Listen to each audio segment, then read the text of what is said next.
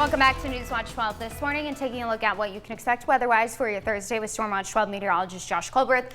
So we have two things going on today. It sounds like we have some wind concerns, but we also have cooler temperatures than what we've seen earlier this week. Exactly. You hit the nail on the head. And I guess the third thing would be that we're going to see more sunshine as opposed to yesterday, kind of carrying over the trend from this week. It's been a very sunny, it's been a very dry week, it's been a very warm week.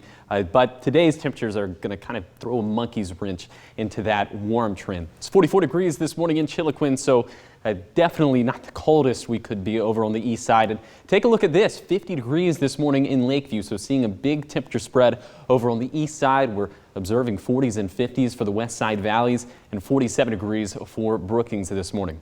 Here's your coat cast today for the Rogue Valley, going with the light jacket just for this morning, and a little bit later in the day, maybe you'll want to trade that in for a long t-shirt. We're definitely not going to be as warm as yesterday, as temperatures are going to really struggle to even make it out of the 50s. I think eventually, though, we do make it into the low to middle 60s. So for today, it's going to be blustery. We will have a lot of sunshine, but it's going to be blustery and cool everywhere. Every single portion of our viewing area today will see some sort of wind gust. The Rogue Valley, Shasta Valley, East Side, Cascades, Coast. Winds could gust anywhere between 20 to 40 miles per hour, with the biggest wind gust being up there towards Crater Lake and up in the Cascades.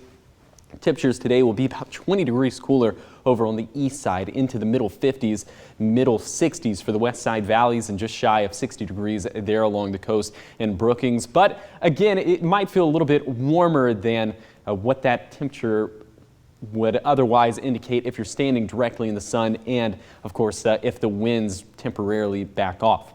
And then for tonight, it's going to be a cold one. There are frost concerns tonight. Now, there's no official frost advisory or freeze warning from the National Weather Service in Medford, but just know that there is that potential, especially on the east side, where we're going to be in the mid-20s.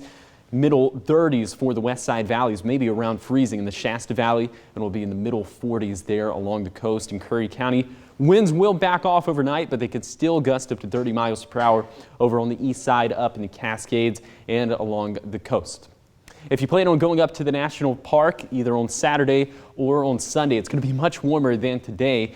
And if I had to pick a day, if you had to pick in between Saturday and Sunday, I would personally pick Sunday. Yes, there will be a little bit more in the way of clouds, but those winds will back off, so it's not going to feel nearly as brisk as what we're going to feel like on Saturday. And then for the coast, we're also going to be pretty blustery, but pretty mild for both days, with temperatures being in the middle 60s, also just plenty of sunshine. So here's the bottom line for the forecast. We're going to be much cooler today by about 10 to 15 degrees.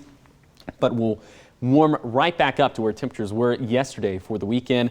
And unfortunately, it doesn't look like our drought's going to get any better over the next 7 days.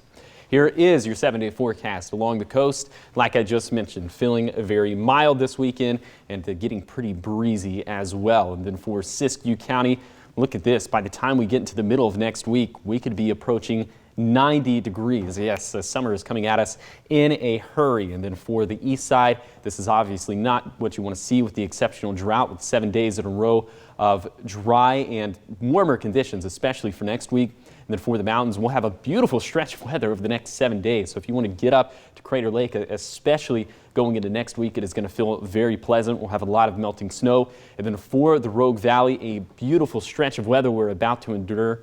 I think Friday and Saturday, I'm about to use a word I don't use very often, but I think both of those days will be perfect.